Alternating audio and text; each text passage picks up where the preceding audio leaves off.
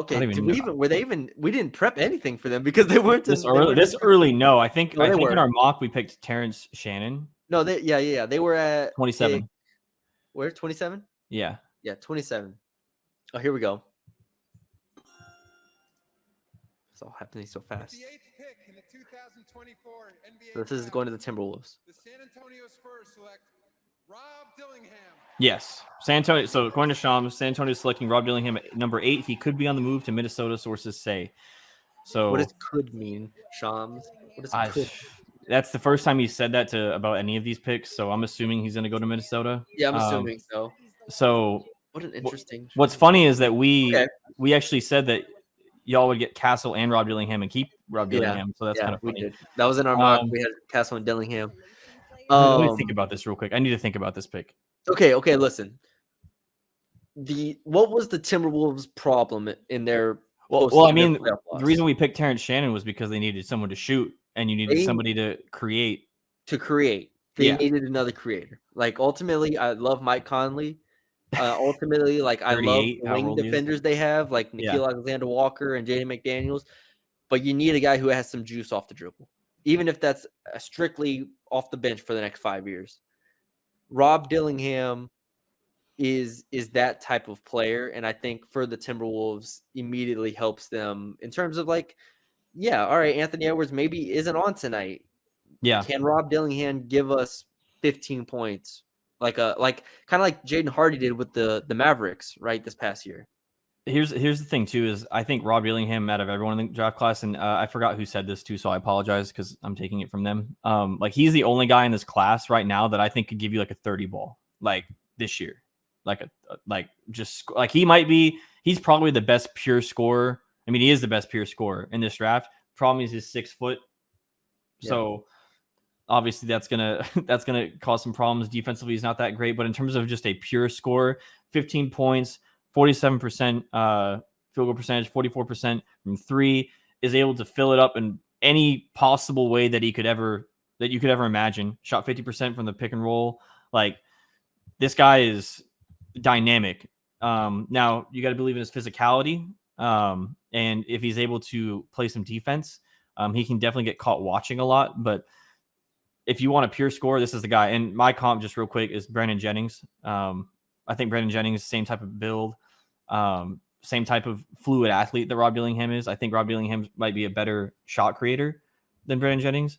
I don't think Brandon Jennings went to college. But Woj is also, sorry to interrupt you. Rob Dillingham has been traded to Minnesota. Okay. Yeah, I'm glad we confirmed that. Otherwise, we just wasted all our time. But yeah, I think he's a microwave scorer, and I think that he's a guy that could be like 6 man of the year type, like multi-time if he's able to get his defense around. Yeah, Rob Dillingham. I actually like this a lot for the Timberwolves. So I'm pat on the back for them. Do you know what the Spurs are trading? No, you mean what they're getting? Spurs. Yeah, what they're getting. Yeah. No, we don't know yet.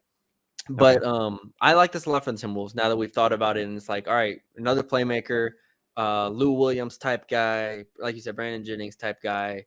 I will say it depends on what they give up, because the team did obviously just make the conference finals. And if you give up, you are like Rob Dillingham can fill it up, but you also have to buy that he's able to be something on defense. I mean, he's 6 foot with a 6'3" wingspan, and he weighs $160.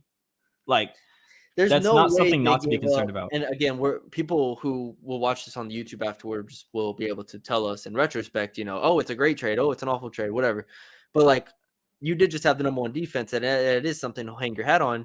I don't think I'm assuming they gave up future compensation. Yeah. I'm just going to assume that they gave up maybe next year's first or something like that. Like, I don't think they gave up a player.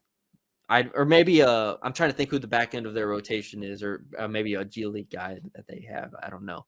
But we'll monitor that to see who the Timberwolves will have. But for YouTube purposes of people watching after the fact, I think it's a good pick. Like you said, the defense is concerning.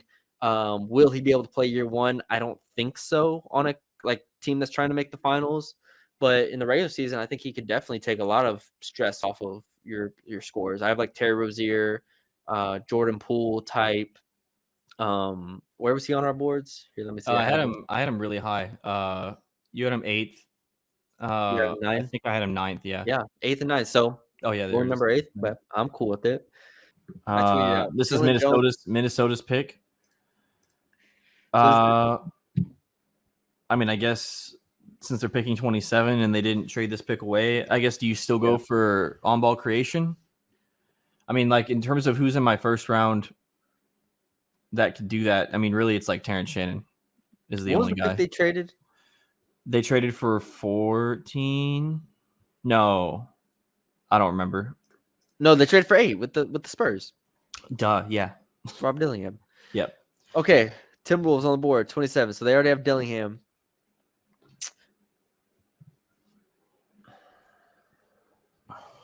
What do they need? Ryan Duffy. I mean, I think you can just go Terrence Shannon, right? Yeah, I mean, I think you just go again with somebody who can score. NBA draft. The Minnesota Timberwolves select Terrence Yeah. Shannon Jr. Yeah, Terrence Shannon. I like this pick a lot. Now. I like this pick a lot. I like it a lot too. Yeah, Terrence Shannon, awesome player out of Illinois. Now, like I do have, I don't like starting with negatives, but like in general, I do have questions about like the feel and like the playmaking, and he is so old. He's 24 years old that it's like you are literally drafting the player that you need to be able to put in your lineup. Yeah, like tomorrow. But he was really good. That was a really good player. He was one of the best players in the Big Ten this past year. High volume scorer, high usage every year he was in college, so he's very comfortable with the ball in his hands. And the shooting got way better. 36% shooting on 6.5 attempts per game. So like you see the scoring potential. He gets downhill incredibly well, very fast, accelerates in the open court. It's really fun to watch, and you like a guy that can get pressure on the rim like that. So 60% at the rim and half court, elite off the dribble, and I think he has good counters, step backs, mid range. So, and obviously he's strong. Like 24 years old, he's well built. So yeah. No, I think best thing obviously that I liked was his defense. I think on ball and off ball defense is something that's really good. Out on top of his comfortability with the ball, it will be interesting to see what his role will be, because if you're on the Timberwolves, like he's not going to have the ball in his hands a lot, I don't think, especially after you draft Rob Dillingham. Here's the question. It goes back to what we said about Rob Dillingham, though, is that they needed more creators on this. That's team. true. That is true. That is true. Like, are you? I mean, I did say they need to stack up on it, but I mean, if you're, I mean, you pick Rob Dillingham 8 and trade it up for that, obviously. Yeah. So you expect him to pan out. But I'm wondering if he'll be maybe more of like a defensive guy first on the Timberwolves than he will be a scorer, even though he can score. He's gonna have to play defense, obviously. Ultimately, I don't know like how high like the ceiling is per se. Like I don't know if he'll ever be a starter in the NBA. Flat, like which I think is fine. Yeah, it should be fine. Like if he plays for a really good team like the Timberwolves, then yeah, it is gonna be fine. I just don't know like where the ceiling is, like if the scoring is to the caliber that it needs to be at to make up for the playmaking shortcomings. And I think he's a fine defender. Like I don't think he's a great defender though. Yeah, I think we have a little disparity there.